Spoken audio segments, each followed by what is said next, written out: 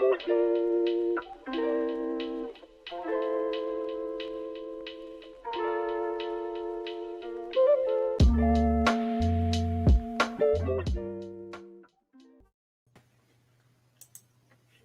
it says that we are live. Hello, friends and family, brothers and sisters.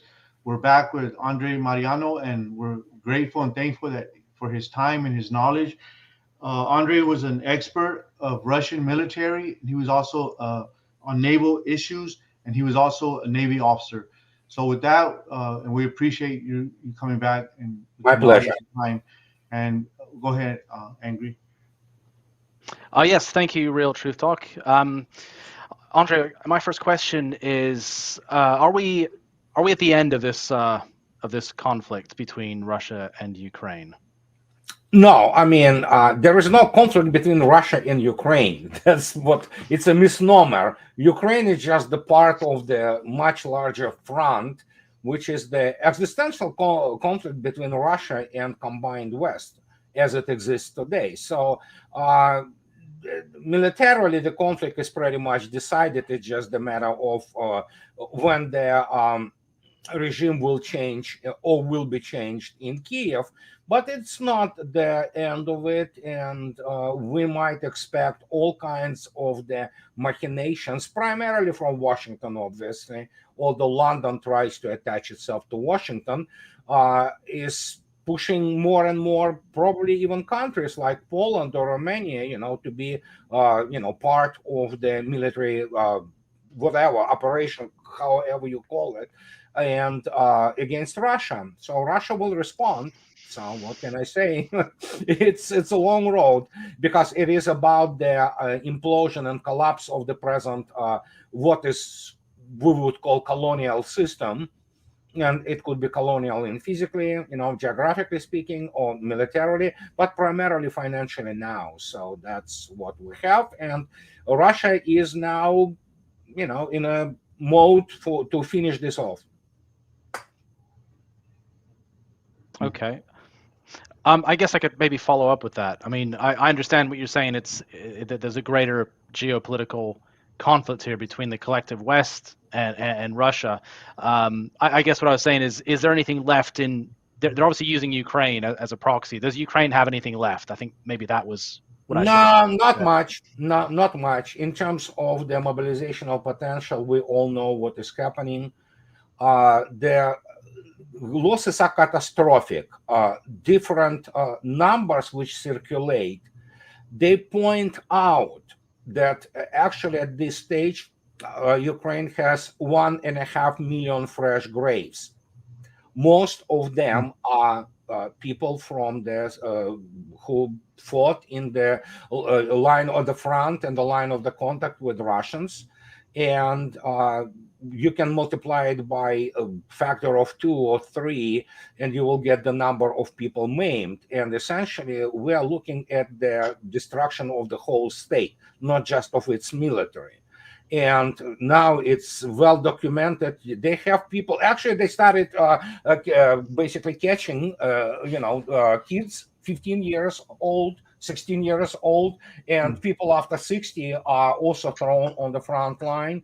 And the average age of what's left of the armed forces of Ukraine was growing up steadily. Now, it was a couple of months ago, average of 43. Probably by now, it's going to be, well, it's, because they also recruit now so many young people, it's going to keep their average age somewhat stable. But it shows you basically the demographic desperation of the Kiev regime. And Russia just employs about 10-15% of its forces because she waits for some other suicidal people, enter the fray. Did you say 1.5 million new Yeah. graves? So Yeah. does that suggest that the death count is actually 1.5 million? Death count is definitely above million. That's for sure. That is absolutely now identified as there. And I spoke to people also who are in the know about this. And you see, the problem is that even the Kiev regime itself, if you look back about half a year ago, when this so-called counteroffensive was, continuing to kill as many people as possible, they were already admitting, and again, it's half a year ago or something like that, they were admitting that they had about 500,000 killed KIAs, not casualties. People do not understand when we say the casualties that there is a very strict, so to speak, separation. Obviously, there are both losses, combat losses, but we are looking at already then more than 500,000, which they accidentally actually let sleep. After that, you know what, the Russians say, yeah, we they have 135,000 casualties just on this so-called counteroffensive. But the problem is, of course, Russians only report what they can account for. There is a tremendous loss of life of the servicemen of the armed forces of Ukraine in the rear, in not just tactical but operational rear. And so when you add it, yeah, KIAs are around 1 million. Wow. I heard 500,000, and that seemed to be in correlation with, I mean, that was kind of like the general trend from previous figures I'd heard, but wow, 1 million. I mean, I'm not surprised at all, but yeah, that's a lot. Yeah, when you look at the intensity and the way they fight, the way Pentagon plans these operations, because it is Pentagon and generally NATO people who plan that, evidently they don't understand what actually modern warfare is and what modern long-range fires and the density of the fires at the front line or the tactical depth are. They never encountered anything like this, apart from the fact they treat Ukrainians as the second-rate, Untermensch, subhumans. So why not? They throw them and, they command to throw them. And that is why there's a meat grinder storms. Russians call it meat storms or meat attacks, because that's what it is. They go into with their, let's say, a whole platoon. They cannot do it larger than that anymore because it immediately gets destroyed. But they disperse, let's say, platoon into some tactical axis. In 20 minutes, there's like out of 30 people, you have what? You have probably 10 left standing, 20 either killed or maimed, and they don't even remove their wounded anymore from the battlefield, especially when we look at the Krinky, which will be recorded as the most suicidal and homicidal also on the part of Western planners with this amphibious foothold, so-called. They literally report, and there are photos now circulating, it's littered with bodies. They cannot even remove the bodies. They decide not to. So basically, if you are wounded in armed forces of Ukraine on the battlefield, chances are you're not coming back, even if it's the wound which could be treated. So, and as a result, they have a horrendous attrition in terms of what otherwise would be sanitary losses, and what can I say? It's mind-boggling, but yeah, it will continue for a while until it's done, and then after that, Ukraine will basically run out of stock of people, men especially. They are recruiting now women, and as you know, they are recruiting even pregnant women. So what can I say? Yes, I saw some videos of women on the front, including some that had very fallen. many of them. Yeah. KIA already as well. That's sorry, one. I'll let you get your question. It's just that this question follows up from what I'm saying. Russian KIA.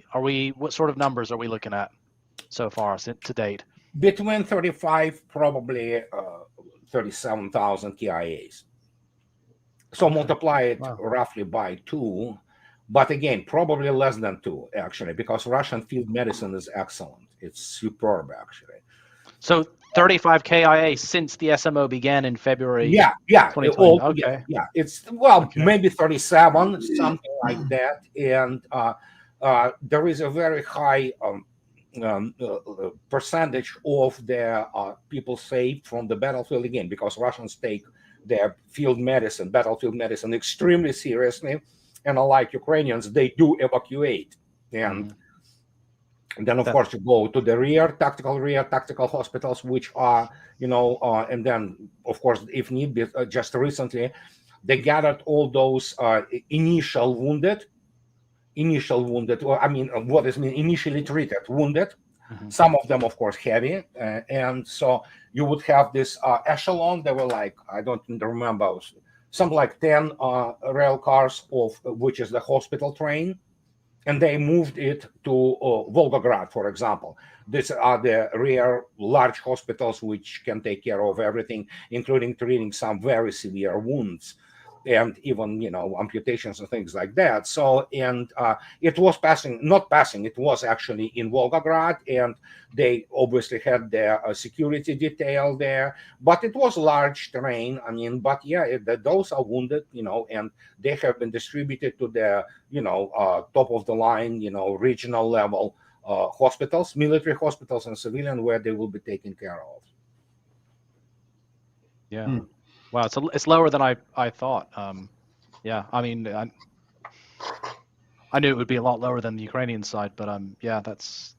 Well, yeah, that's what we know so far. It's probably gonna grow, obviously, because operations continue. But many people do not understand. While Vladimir Putin says 1 to 8, something like that, he says what General Staff tells him.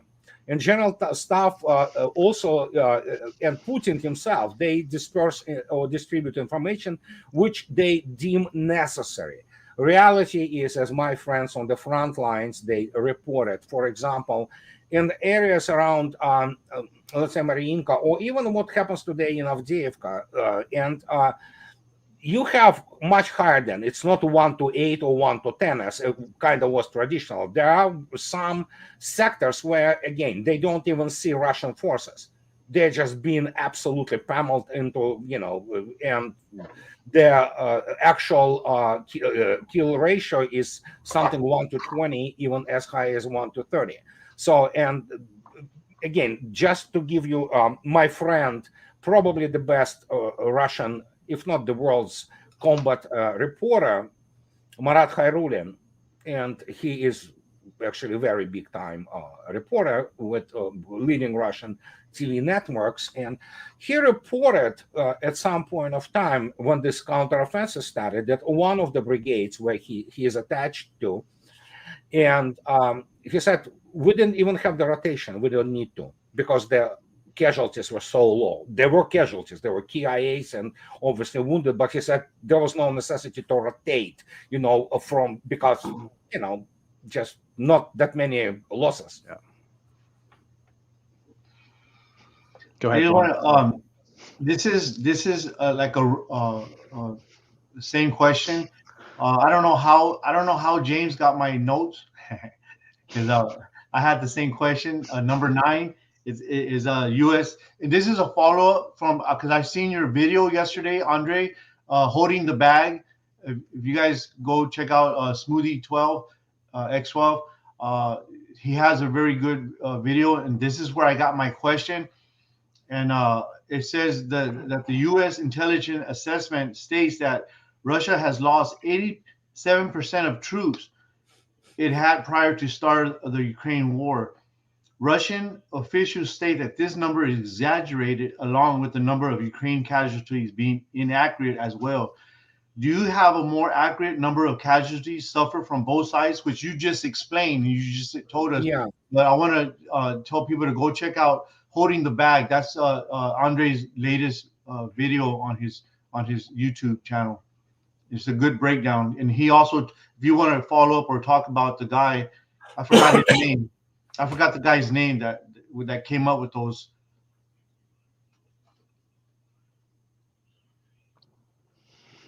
Andrei, No, I mean, it's again, you cannot take seriously anything which comes out of Washington and under the or title of intelligence assessment, because basically there is no intelligence assessment. Anybody who has any professional integrity in the American intel community and in Pentagon, not many people evidently, but still some do exist, they would laugh at those numbers because evidently, well, I don't know, it's probably the problem with the basic mathematics, which is taught improperly in the United States. The guys don't even understand how numbers distribute themselves, and they never took course in the basic statistics, let alone they do not understand what they are talking about from the point of view of tactical and operational level.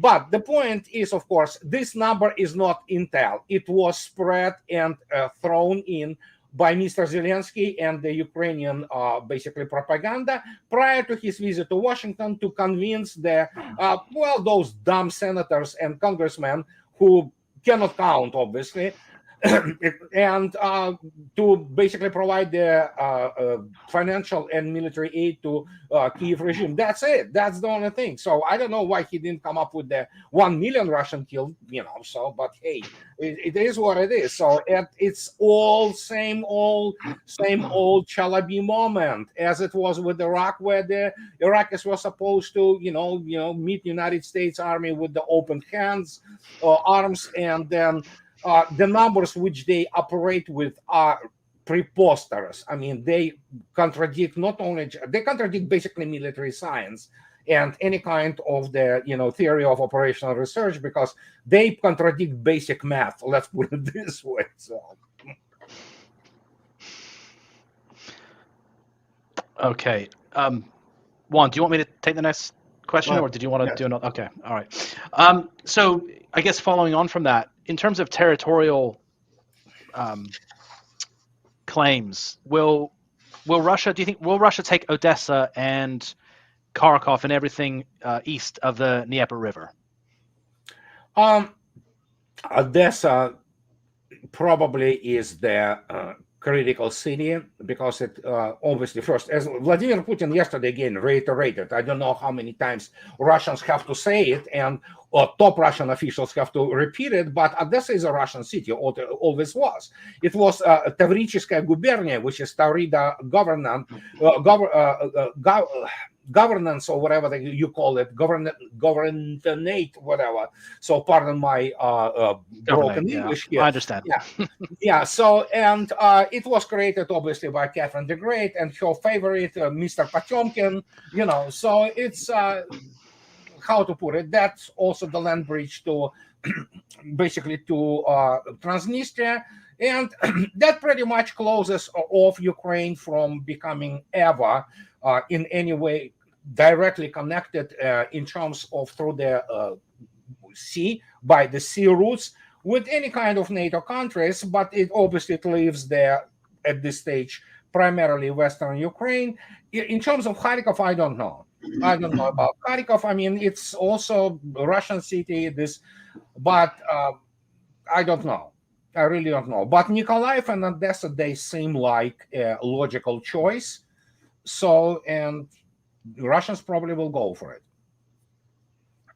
Yeah, I spoke with Colonel Vladimir Trukin about a month ago, and he said Russia really isn't interested in acquiring more territory, because Russia is like half the size of the moon. The surface area of the moon, he said, is Russia is literally half of that. So more territory is just it's if anything, it's a burden. It is a burden. So that's I'm guessing that they don't really want to take territory unless it's absolutely necessary. Basically, is that a fair assessment? Yeah. Okay. Yeah, it is absolutely a fair assessment, and as I already stated, Russians. Majority of Russian population, all this narrative about, although Vladimir Putin yesterday stated it, but don't forget, Vladimir Putin is the president. He has to always operate on the different level of assessments. He says, oh yeah, it's essentially civil war and it's brotherly people.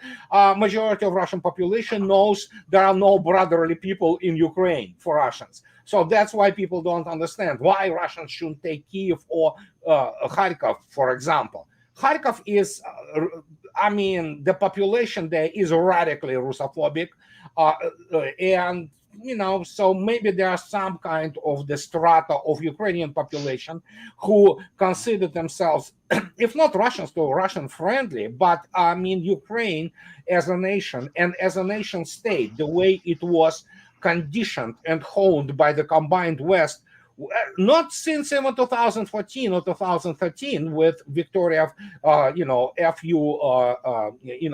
EU, But from the start of the dissolution of the Soviet Union, I mean, they were the distinct other.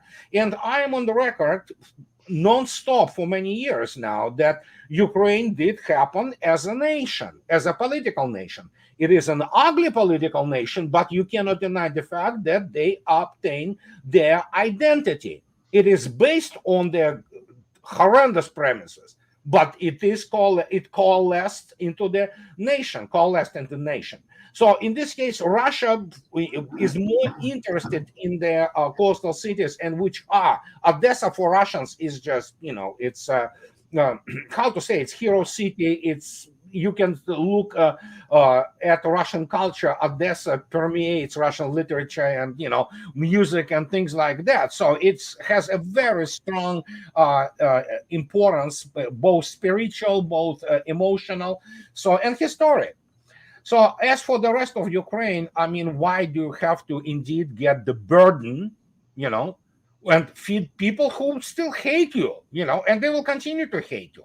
So it has to be some kind of the sanitary period when you have to have the new generation to come up who will view the world in a little bit different light, so to speak. But for now, especially when basically the truth, which is kind of trickles down to them, you have to understand what many people do not understand. You need to either have the Eastern Germany like it was post-World War II, where you literally bring people differently. But look at Germany. Their hatred of Russia and their revanchism never went away. It was preserved. It was preserved by the West, but it was also the national inclination. And you would think that after what Nazi Germany did to Soviet Union and Russians, there will be some different emotions. Guess what? Look at them today, and they don't do it just because United States presses them, which it does. They do it out of the historical spite. And when you defeat the nation, you either completely bring up your new generation of people, or they will continue to hate you because they are defeated. That's the whole thing. Those fairy tales about, we kind of, their intelligentsia or their political elite reviewed and changed their views. No.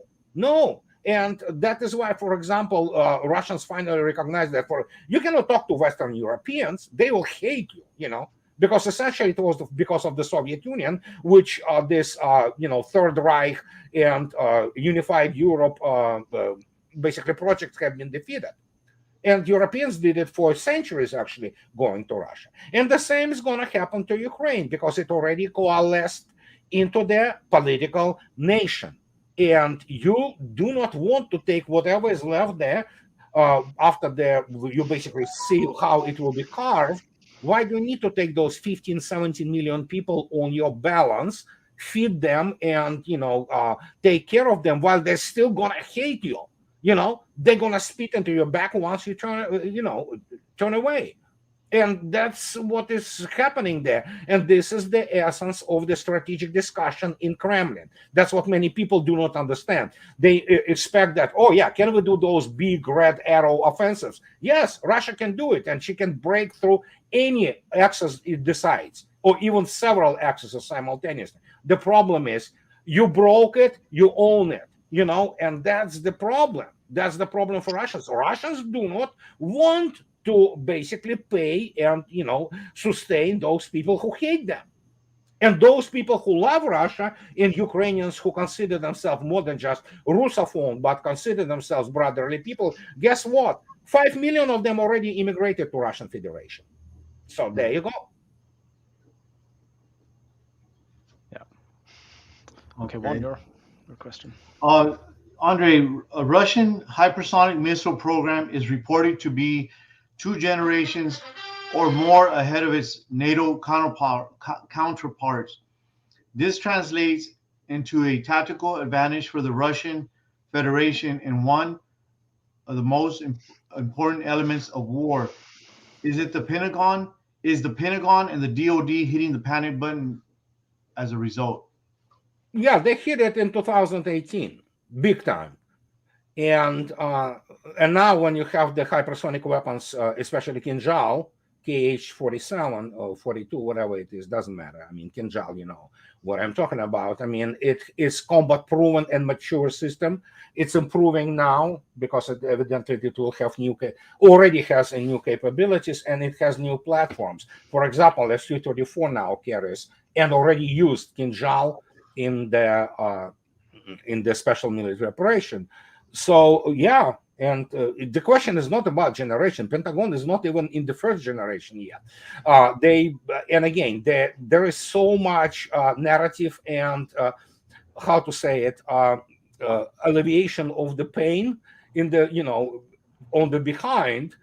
It's about the fact that, oh yeah, we'll just do the deployment of the whatever Dark Eagle, Dark Shadow missile, which allegedly is the gliding block. And guess what? As I predicted 2 years ago, it's not going to be here in 2023, and it is not. It's difficult to get those systems running. And most importantly, it is extremely difficult to control them. And, Pentagon is not there. And they might get at some point of time, which probably going to be next 3 years, they might get some sort of aeroballistic, not copy, the analog of Kinjal to work, but it's going to be primarily up to Mach 6, maybe Mach 7 weapon, nowhere near Mach 10, let alone now we have the latest version of Zircon. Zircon already into the second kind of generation, actually, 3M22. It's actually already Mach 13. So, I mean, good luck with that, And this is just anti-shipping missile, although it can hit the land target. In terms of avant-garde strategic missiles, such as Avangard, for example, the United States has nothing like that. Will not have for a long time. Yeah, could I follow up on that question with basically why does the U.S. fall? Why has it fallen behind with that technology? I mean, the U.S. is supposed to be the cutting edge of that sort of stuff, and they can't seem to replicate the Russian hypersonic missiles. Why is that? Well, because of their grossly flawed strategic view and grossly flawed military doctrine. And if you read my books, that I stated like ad nauseam, American weapons are made for sale because America doesn't know what real war is. It's United States is a safe haven and will hope so that it will stay like this. Russians fought all their life, repelling all kinds of invaders, and as a result, you have to create weapons which kill and kill effectively. And Russians have been early start into the missile development, and each time, United States especially, which learned all the wrong lessons from the World War II, all the wrong lessons. They thought that, for example, strategic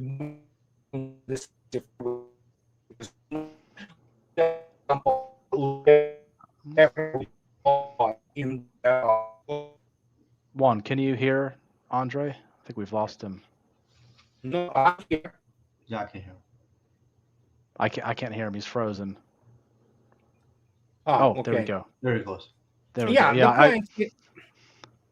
The point is aircraft carriers, it's like, oh yeah, they won us or helped us win the Pacific War, and it's fine, let's keep aircraft carriers, let's build those mastodons, and guess what? Suddenly they become obsolete, not obsolete, they become a niche weapon, and especially for the United States, which whole war for the United States Armed Forces is built around what is called, they called it sea-land battle, air-land battle, whatever the battle, and this is good old, basically strategic bombing, reincarnate with where the core of the U.S. capability was supposed to be its Air Force. If you look attentively at, for example, United States air defense, it's pathetic, really. In the tactical level, you take any brigade combat team, except for this Shorat, which is a Stinger, it has nothing. And look at the brigade of Russian brigade, which has the both organic air defense such as Tor M1 or M2, let alone, and it has other things attached to it. And suddenly you see yourself, then they have nothing to defend against. The idea was, oh yeah, we have the overwhelming air superiority against the third-rate nations. Let's bomb them into submission. That's about it. And that's not how the wars are fought, actually. So, and as a result, there you go. United States produces F-35, which is laughing stock of the world, and the only way it can sell it is to twist hands of its so-called allies, who are, of course, nothing more than vassals and lapdogs. And that's how it works now. Yeah, the U.S. is a sea power. They're not a land power. That's the short of Well, it. even in sea power, yeah, the way it was always, United States has a U.S. Navy has a magnificent history. It provided some of the most innovative ships throughout its life, and of course, it's United States still has one of the best, if not the best, well, one of the best for sure, first two submarine forces. But if you look attentively, even at the naval weapons of the present U.S. Navy, not like it was even 30 years ago, United States cannot even cross the boundary between subsonic and supersonic anti-shipping missile. They use the still good old variations, each time updated, of the same old Harpoon, for example. Okay, they are not even in the same league with the, for example, older Russian anti-shipping missiles like P-800 Onyx. And let alone we're talking about Zircon, let alone we'll talk about different kind of iterations of the anti-shipping missiles. And so they're not ready. They're not ready to fight a real modern war, of which I warned in my second book. Well, I warned it about my first book when I wrote that it's not ready. It's over because the paradigm shifted dramatically. And there you go. Andrei, I was wondering, it's a little bit off topic, but what are your thoughts on the conference of parties, the 28th COP28? Have you heard of that? And what do you? Yeah, I've heard that. Yeah. It's all fraud. It's scientific and political fraud. They just let them kill the rest of the Western civilization. I have my voice against this, but again, I do not matter that much. So it's all the scientific fraud, and it's all about basically new type of the. Well, it's not just colonialism. They need to control the population, and the way to control it is scare the hell out of them. With all this anthropogenic, climate change. Climate does change, make no mistake. I'm not saying that it doesn't change, but it changes constantly. But anthropogenic, as created by humans on the spine, it's complete garbage. I mean, they need to kill. First, you have to understand, much of the governing class today in the West are utterly incompetent and uneducated and uncultured people. And they are, because they do not have any abilities to govern properly. And we have the systemic collapse of the financial capitalism. So they need to, use some kind of control, and they are driven by ideology. So it's the same people who gave us woke culture.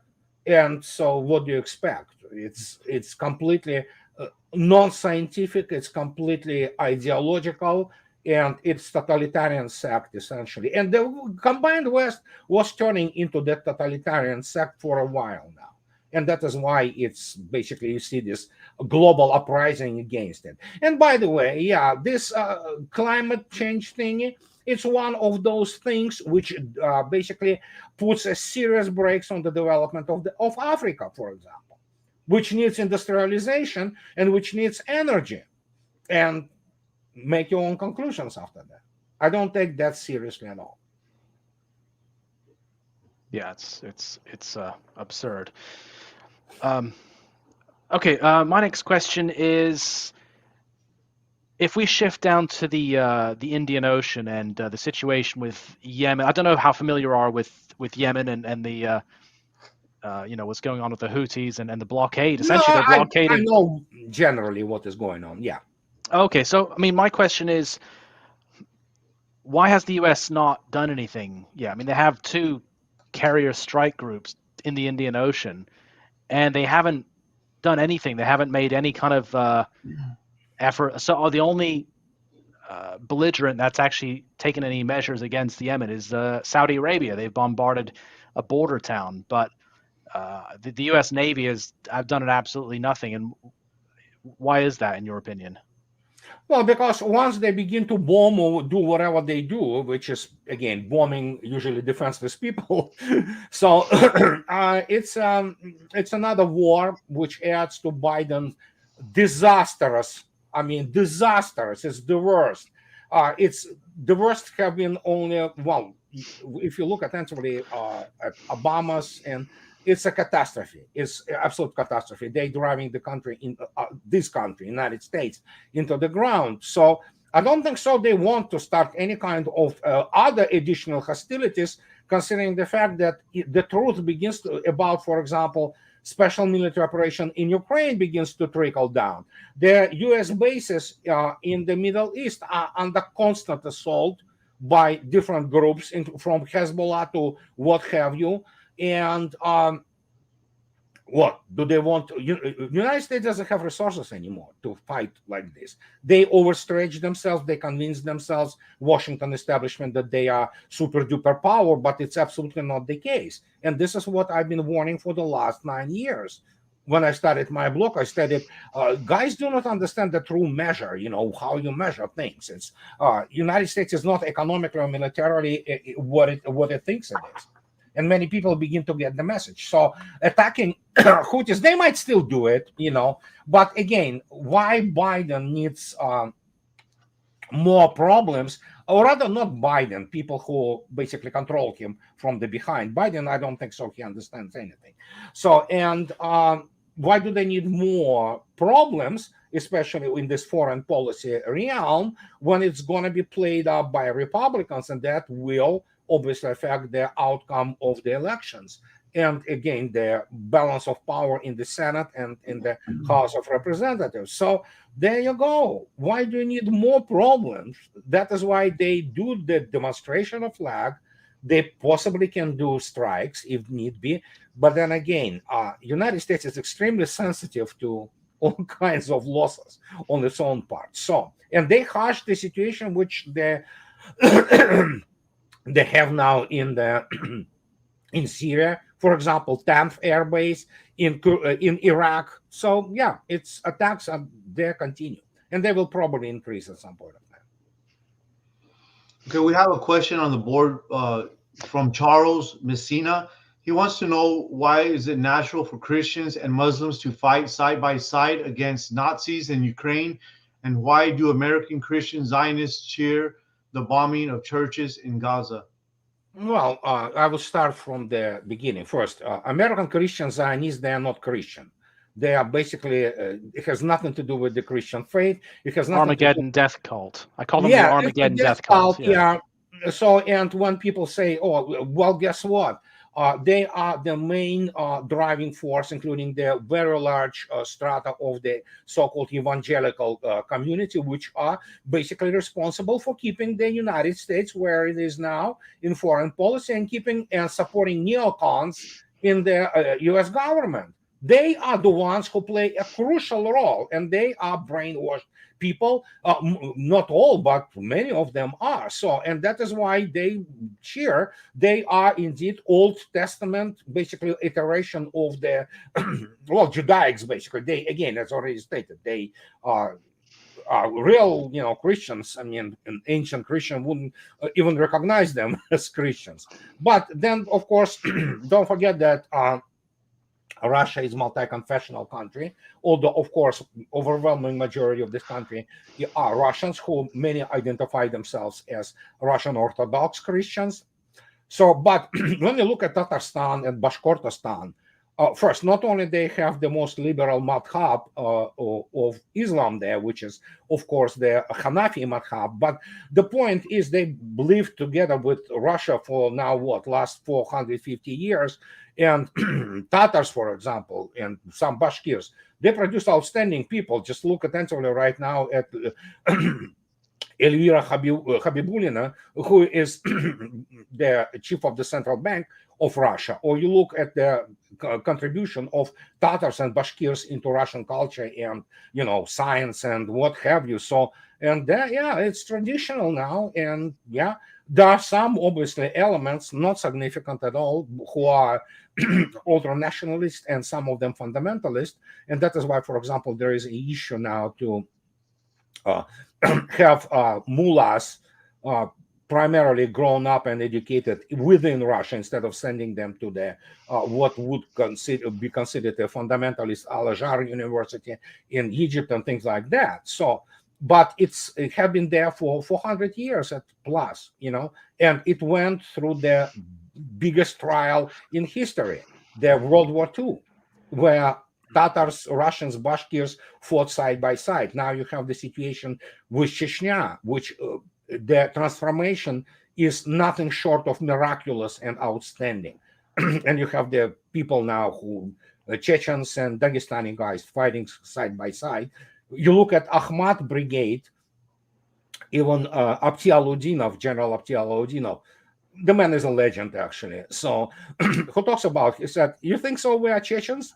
No, we have like quarter of Chechens, the bunch of Russians, Tatars, what have you, Yakuts, and so it's internationalist, and that's how Russians usually fought for their independence, and that's what is happening right now. Yeah, yeah, it's the history, shared history. I'll just Charles Messina asked another question. I'll answer this one. He says, "Do Christian Zionist Messianic do the Christian Zionic Messianic want to bring on the end times by cheering on wars?" Well, the simple answer is yes. That's exactly what they want. They think they can usher in the Messianic age by having this great war in the Middle East and bring about the return of what they think is the Messiah. I mean, that's it. That's all it is. They want to artificially accelerate the end times, which is completely antithetical. You know, true Christians don't believe that. True Christians don't believe that we know we're in the end times. It's possible, but we don't claim to know that. That's just not, eschatology is not really, they're obsessed with eschatology. That's what it is. They really are completely, all they're focused on is just predicting the future and bringing about, you know, the return of the Messiah. That's the long and short of it. So, yeah, so there was another question in the chat, which kind of ties into my next question. So it says, could you ask Andrei, is there any signs of possible armed resistance internally in Ukraine to the current regime? Is it possible now that the Ukraine army is breaking down? Yeah, so are there any internal conflicts that could cause? Very few. Again, that's the issue. You can have counterinsurgency and partisan movement when you have the population who supports you. There are some very small groups operating within Ukraine which provide, for example, targeting information, for example, okay? Some human intelligence and things like that. But no, that's the whole point. This is what, you know, basically brings us back to the initial question about what Ukraine is. They are not friendly people to Russia. So there is no base for those resistance groups to exist, because the moment any group pops up like this, which has to rely on the support of local population, they will be given up to the SBU, you know, Security Service of Ukraine, and they will be done gladly with those people applauding. Again, Ukrainians are not Russian brotherly people anymore, and that's what, of course, Vladimir Putin cannot say that, yeah, let's go and, you know, just subjugate those bastards. No, doesn't work like this. He is a politician of the immense scale, so he has to go back to history and try to reconcile things. You know, that's what he does all the time. But reality is, most of Ukraine, they hate Russian gods, and they, you know, the more Russians killed, you know, the better it is. So, yeah. Yeah, go ahead, Juan. I'll do my. Since we're talking about the Israel-Gaza, I was wondering, because I read an article yesterday or the day before, and what are your thoughts about that the Israelis are pumping seawater from the Mediterranean Sea into the Hamas tunnels? I don't have opinion on that because obviously I didn't study.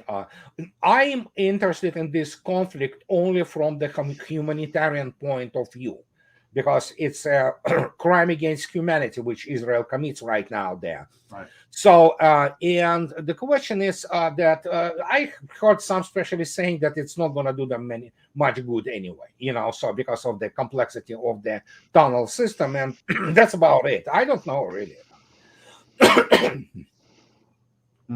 Okay. Thank you, Charles Messina, for that. Go ahead, James. Yeah, so my next question is, as far as you're aware, are there any negotiations taking place between Kiev and Moscow that are... No. Okay. From what I know, no, nothing. You cannot communicate with those people. What's the point? You have to talk to people who have mandate or political power. It's the law. I mean, law, geopolitical law, law of politics. What's the point of talking to, even if somebody tries to present themselves as some kind of mediators? Useless. So does that mean that, I mean, literally the Ukraine government is going to stick this out right to the end until they're forced out by the Russians, or how will this... I don't know. Who cares? Yeah.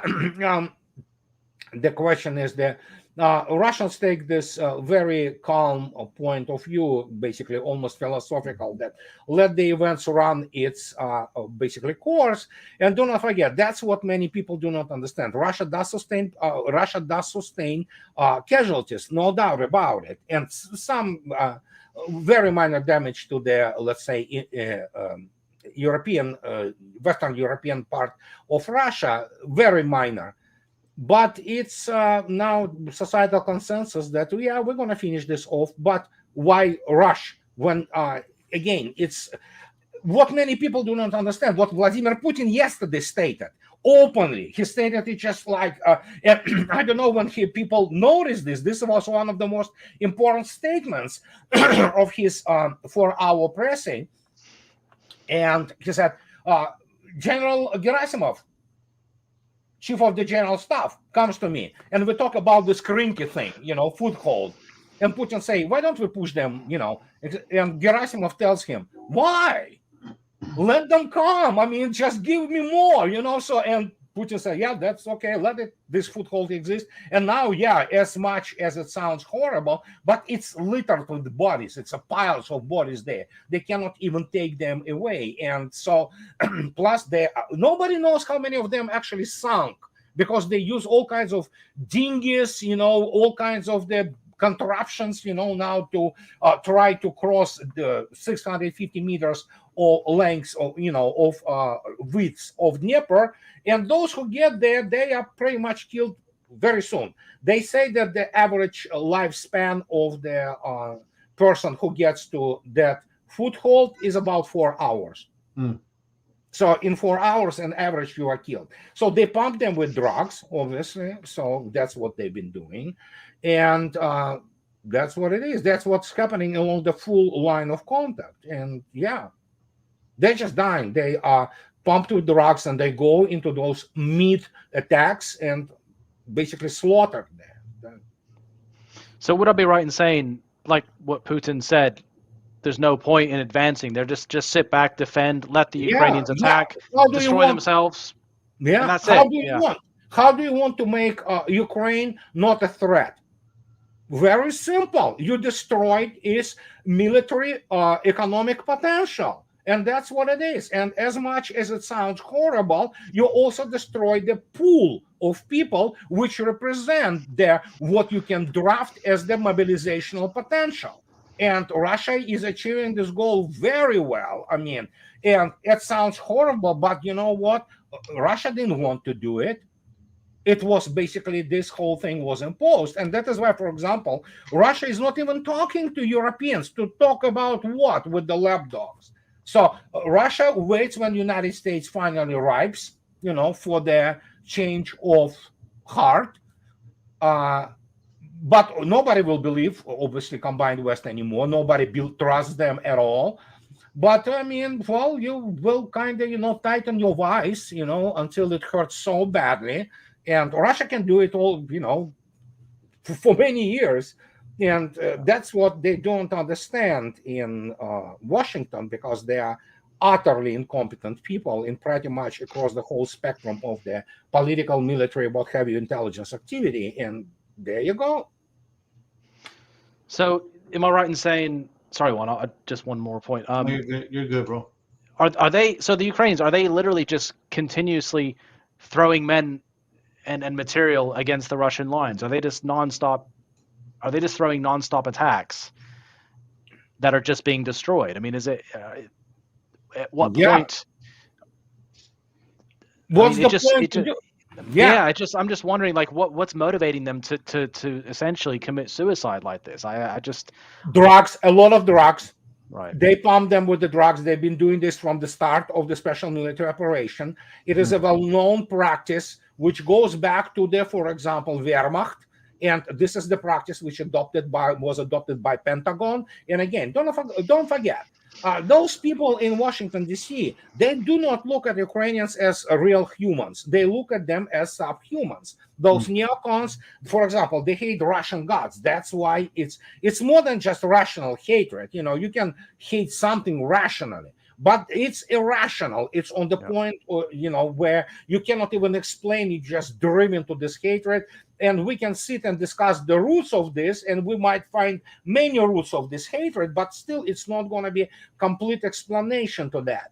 And that's what it is. And they want, you know, take Jake Sullivan, take Anthony Blinken. The more Russians are killed, the better. Take a look at the Lindsey Graham. The guy's a psychopath. Actually, no, he's a sociopath, because he's also a coward. You know, psychopaths usually not cowards because they don't have sense of the danger. They make good soldiers.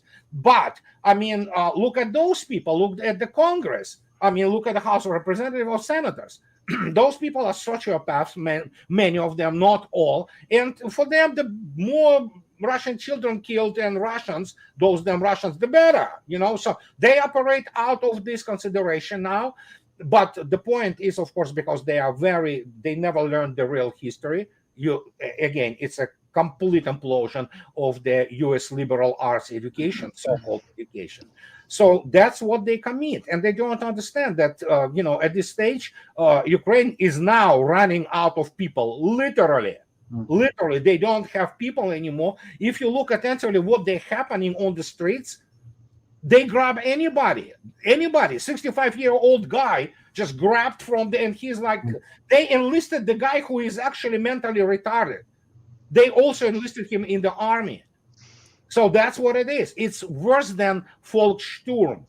It's worse than that, you know, although let me tell you, already for example, the Wehrmacht by the end of 44, it was pretty much very similar like that. The wanted U.S. General Patton and his Third Army during Lorraine campaign, they were facing Wehrmacht regiments which have been completely made out of deaf people, some ulcer-ridden people, or cooks. So that's explains to you basically what Soviet Union did to Red Army did to Wehrmacht, you know, on the Eastern Front, that they had literally just clown troops, you know, not to speak about that out between the three whole divisions, Panzer divisions, they had actually 10 operating tanks. So this is laughable, but this is what Ukraine is doing now, and why Russians should run. And, you know, any offensive usually increases the casualties.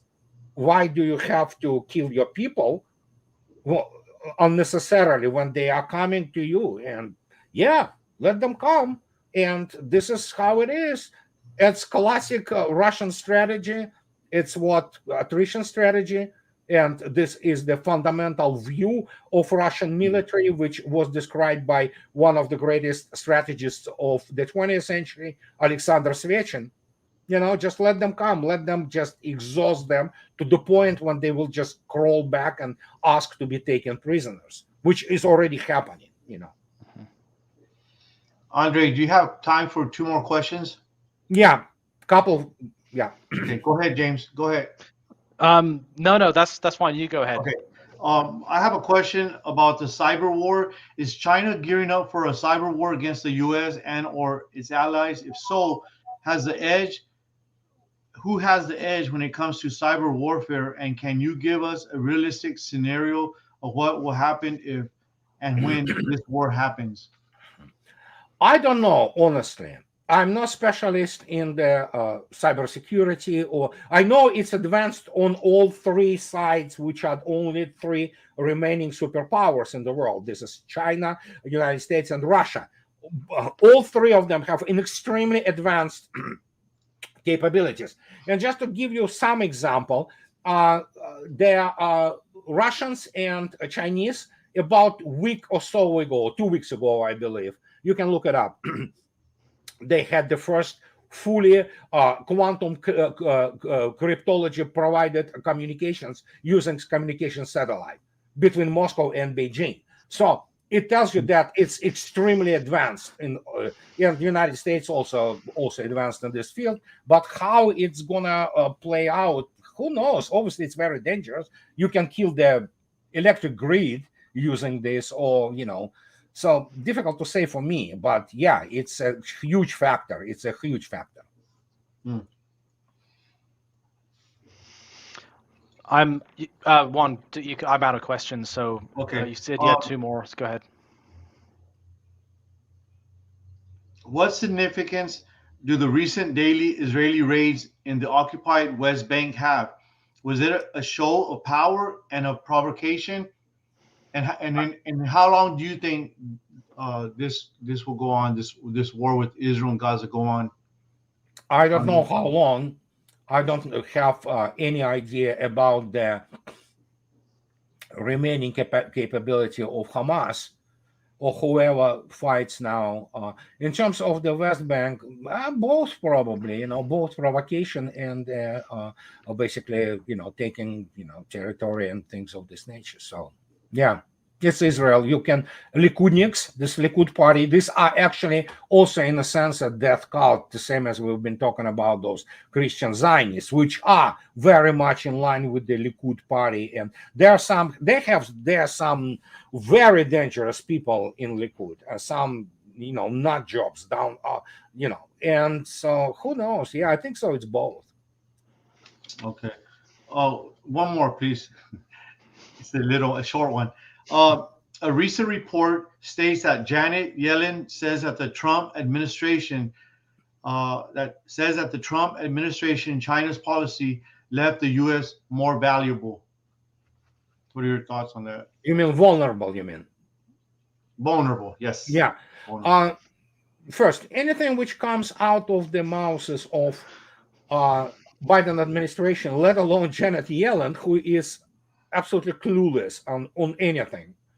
Again, as I already stated, the shocking world view changing shift which happened to Russians, for example, and to me too. It's like we knew they were bad, not good, but we never suspected the scale and scope of stupidity and incompetence.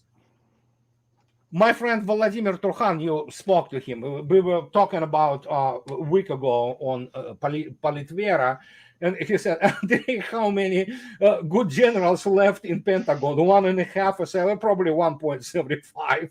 That's about it. I mean, we knew they were not that good. All of it was propaganda, this Gulf War and beating the 5-year-old kid, in the sandbox. But you never expected to see this. It's a gaping abyss of the sheer incompetence and inability. And that's what special military operation did. It blew out of the water this whole military mythology. And once this is blown out of the water, consequences, ramifications are colossal. They are historic in nature. Yeah, I think it accelerated the demise of the U.S.'s position as global hegemon. I mean, it's just exposed it it really is a paper tiger. I mean, it's just incredible because it was always seen as this invincible superpower, and now it's been exposed. Yeah, that's what it's about. As I already stated, and if you look watch my videos, I speak about it all the time. TOE, for example, when I speak about Pentagon and U.S. Army, Table of Organization and Equipment. This is the obsolete TOE to fight some, third-rate enemy, and this is all garbage. This is not for the real war and of scale and scope, which is special military operation. And Russians didn't even start real fighting. And again, people do not understand why it is called special military operation, not a war. So, and you have to constantly explain it to them that if Russians will start fighting war, my God, you don't want to see that. Yeah. Okay, Andrei, we appreciate your time, your intelligence, and your knowledge. And if anybody wants to know about his YouTube channel or his books, everything will be in the description box. And hope to see you in a couple months or in a month when things are going crazy right now, ramping up. Yeah, it's and I'm finally signed the contract for the 4th book, and that suddenly has an impact on my life. So and I have to finish it. So it's crazy. Yeah. So everything will be in the description box if you want to know and learn more about Andrei, his knowledge and his time and everything. We appreciate you, Andrei. Thank you very much, so guys. My pleasure being with you. Yes, thank you, Andrei, for taking my questions. Absolute pleasure. Look forward to next time. Sure, absolutely. Just shoot me.